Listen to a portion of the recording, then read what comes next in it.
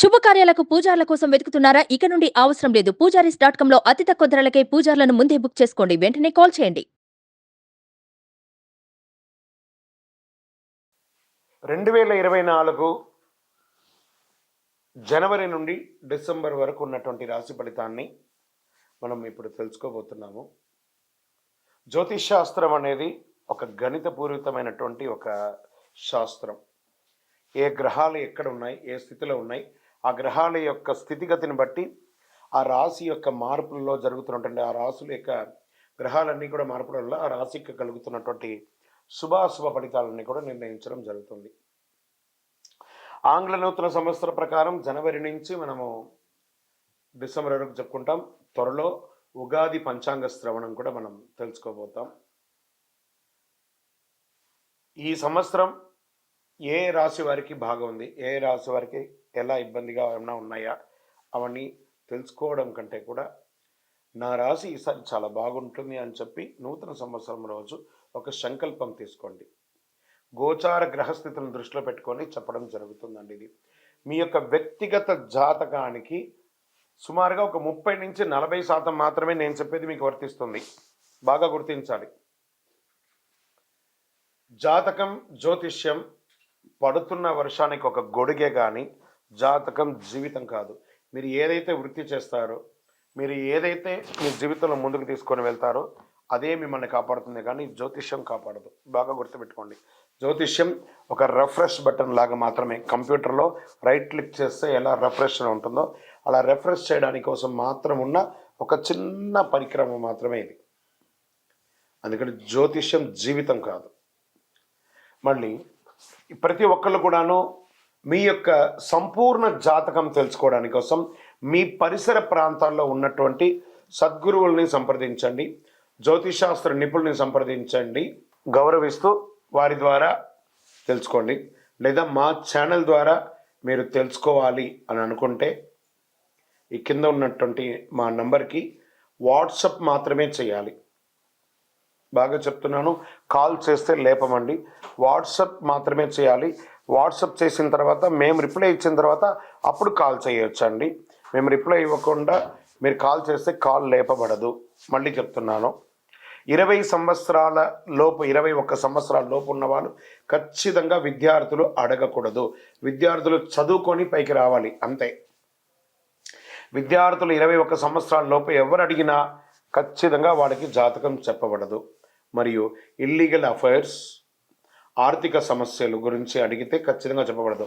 మీరు అప్పులో లేకపోతే ఇంకోటి ఇబ్బందులో పడితే వ్యాపారమో ఉద్యోగం చేసి తీర్చుకోండి, కానీ జాతకం తెలుసుకోవడం వల్ల తీరుతుంది మాత్రం అనుకోవద్దు. ఇల్లీగల్ అఫైర్స్ ఖచ్చితంగా చెప్పనండి. బాగా గుర్తుపెట్టుకొని చెప్పడం జరగదు.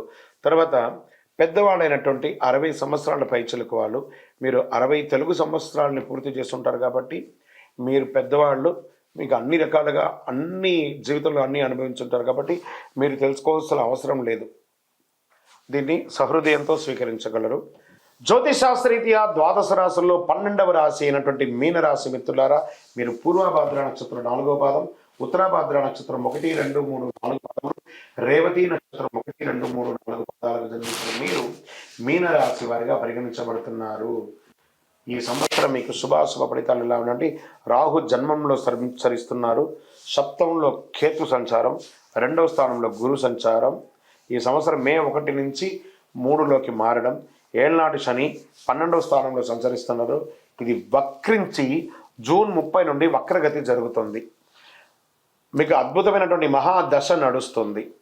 ఏళ్నాటి శని ప్రభావం కొంచెం మాత్రమే ఉంటుంది, ఉన్నా కూడా జూన్ 30 నుంచి వక్రగతి తగ్గడం వల్ల పెట్టుబడులు పెట్టే విషయంలో మాత్రం కొంత జాగ్రత్తగా వ్యవహరిస్తే చాలు. జన్మరాశిలో రాహు సంచారం, ఏదో జరుగుతుందని ఊహలో లేదా భ్రమలో ఉంటారు. మీ కష్టమే మిమ్మల్ని కాపాడుతుంది. విదేశీయ ప్రయత్నాలు చేసేవారికి పనులు పూర్తిగా అవుతుంది. సప్తమ స్థానంలో కేతు సంచారం, వివాహానికి సంబంధించిన నిర్ణయంలో చిన్న చిన్న ఇబ్బందులు ఉన్నా కూడా అది తొలగిపోతాయి. ఆహారం విషయంలో బయట ఆహారమైనా తీసుకునేటప్పుడు జాగ్రత్త. పుణ్యక్షేత్రాలన్నింటిని కూడా దర్శిస్తారు.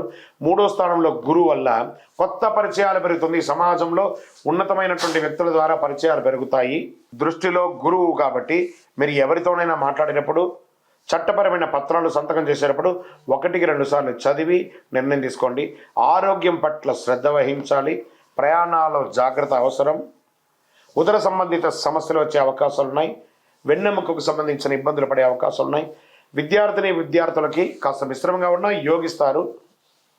వ్యాపారస్తులకి కొత్త ప్రయత్నాలు కూడా చేసే అవకాశాలు ఉన్నాయి. ఎదుటి వారితో మాట్లాడేటప్పుడు చాలా జాగ్రత్తగా మాట్లాడండి. దంపతుల మధ్య చిన్న చిన్న పట్టింపులే తప్ప అద్భుతంగా ఉంటారు. ప్రేమికులకి వివాహం అయ్యే అవకాశాలు కనబడుతున్నాయి.